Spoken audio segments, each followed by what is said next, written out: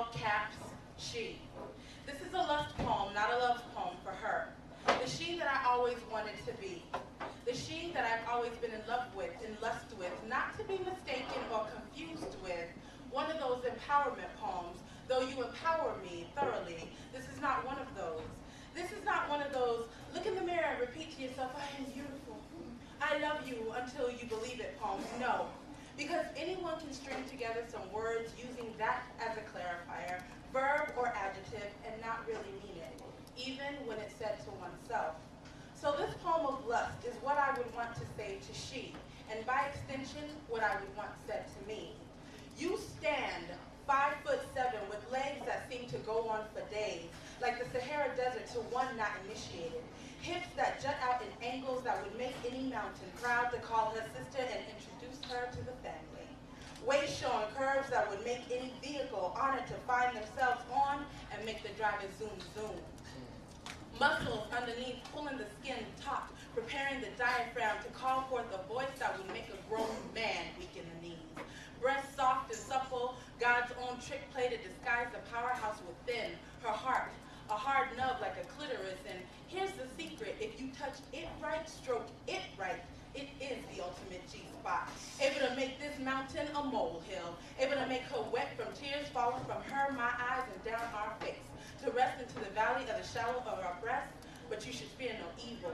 Make her reach a high, orgasmic in nature, similar to that of eating luscious, decadent, and rich chocolate from my fingertips, laced with an even better hallucinogen. Because when you walk in, I see colors, and I just want to taste the rainbow of your lips. And when you say my name or call me baby, I hear music and want to press rewind again and again. But more importantly, when you touch me or wrap your arms around me, I never want you to let go because it's the safest I've ever felt. I'm in love with you ridiculously. Flash back to high school and lust with you, in love with you. Meaning that my heart will forever be feeling this heart thumping whenever I even think about you. Meaning when your hair turns gray, I will be enthralled by the aurora borealis that occurs when the light dances off the reflection of the silver in it. And you will remain beautiful in my eyes because black always looks good with gray. Your skin will always look good next to mine when you hold me because good black don't crack. And Hershey's dark always tastes better when tempered with milk chocolate. I crave you like my lungs crave the next breath. That it's given to you. It is something that you must earn. Some tough sacrifices you may have to go through before your dreams just crash and burn. People will criticize you and you will be teased. Let's block that out of your head. Perseverance and self-confidence are the keys to find a path to get ahead. Failure can give birth to your own growing success if you really want it that bad. Failure can also turn your life into a mess if you slack off, making you mad. A more fulfilling life awaits those who work hard and fight to keep on focusing. Tough-minded individuals will not be barred away from what is promising success. Thank you. This is the last Chicano poem.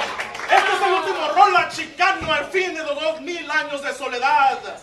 Gritos del mariachi, llantos en el río, brown and proud children crossing concrete determination over these rusty finger-pointing, steel-girded barbed wire barazo bullshit. La Virgen is vanquished, mestizo, muted in our muddy bloodline. No hay sacrificio de corazón, o alma, o sangre that will cease our steady waltz into the arms of Apuk, this 2012 blackout date with Señor Maya Muerte. Pero mark it on your calendar. Ya sabes, el que tiraron ahí en segundo por la bui, where no hay fe en los corazones de la gente. What about our Coca-Cola dreams, you may ask? The trailblazing chanting, no uvas! Y si se puede! Marchas and sit-ins and protest signs resonating as we stood down the feds. Shoulder to shoulder, beret to beret, hermanos y hermanas, machetes para madrear, palabras para explotar before Drinko de Mayo became corny pop culture couture.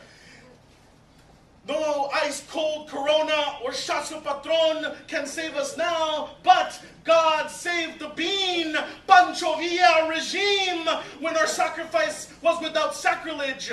Trino showed us how to be brown when we really were our dusky squint squalor, shining like Inca gold. Lalo nos enseñó nuestro hueso pudrido, waiting for America to wake up and know our potential. Ricardo cantó la soledad del Chuco, más que un nombre de una mujer extraviada. And Corky showed us the heart of our culture, which is as red-blooded as any gringo in existence, but not in accordance the color of Christ. This is the last Chicano cold poem. Como altares, con retratos, ofrendas y velas to honor and remember and pay tribute to our own controlled glass-encased dates with times of when La Lucha quit breathing and the movement stopped. We should not mourn your passing, but celebrate your fight. La batalla no se acaba, nomás nuestro deseo de batallar.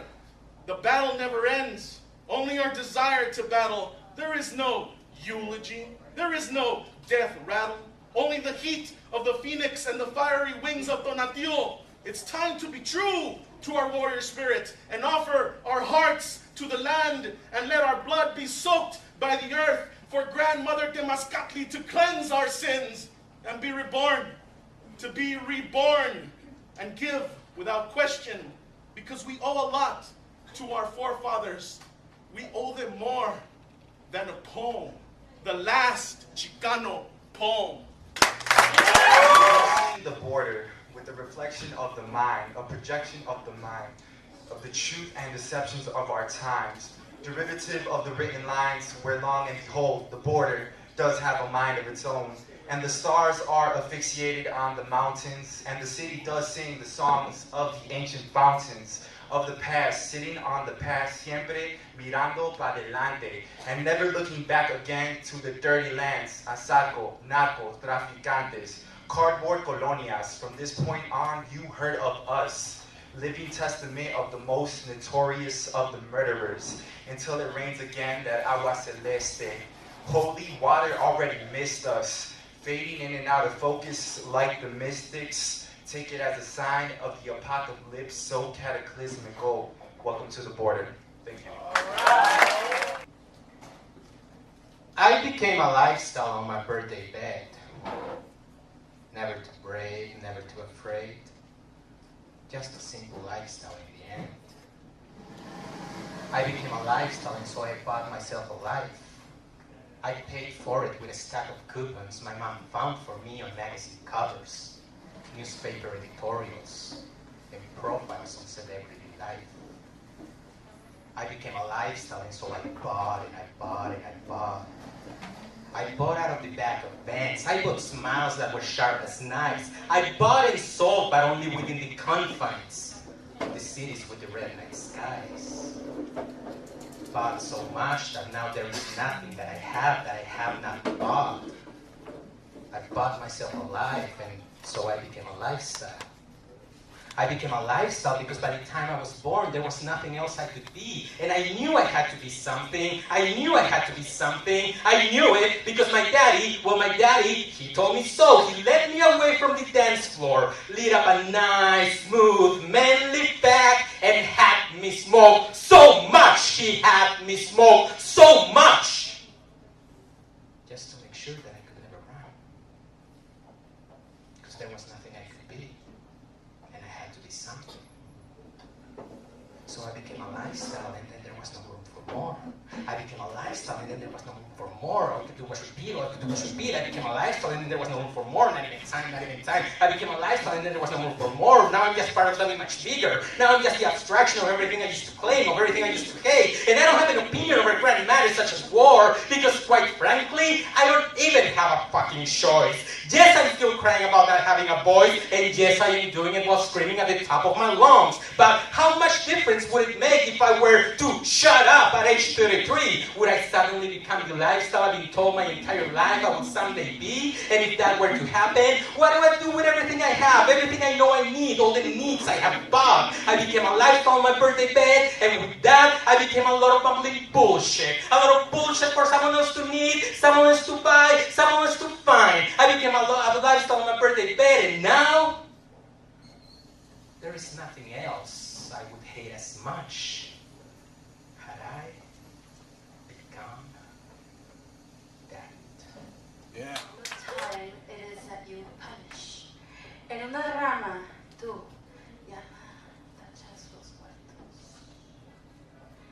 For you are the Hindu lord of death. Yama, I salute you, God of the law, so righteous in action. You may have taken Osama, should you, but not yet take Obama. Oh, Yama, I greet you both. Si tú y enseguida la oscura dama, namaste. Que tía la muerte y Dios tan rico ese Dios llama. Namaste. I am blessed, for you've been steadfast in the face of judgment.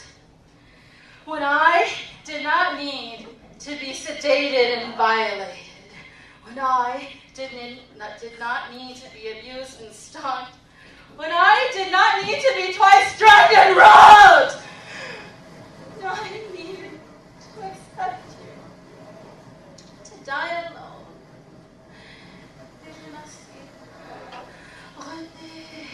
Reborn! You blessed me.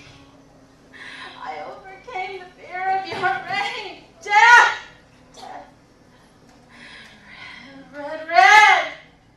Crimson, bloody, voluminous, frightful, delightfully coagulating. Whoosh, whoosh.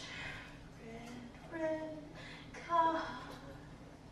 Aim to kill me. Oh, sweet Kalaka, my dreams, sent by you to save me, save me, save me. And I did not get run over. Alas, et pour toi, es por ti que je vivre, que viviré. Vive la vie, vive la vida, and vive la mort, and long live death. Je suis Condé. I am reborn.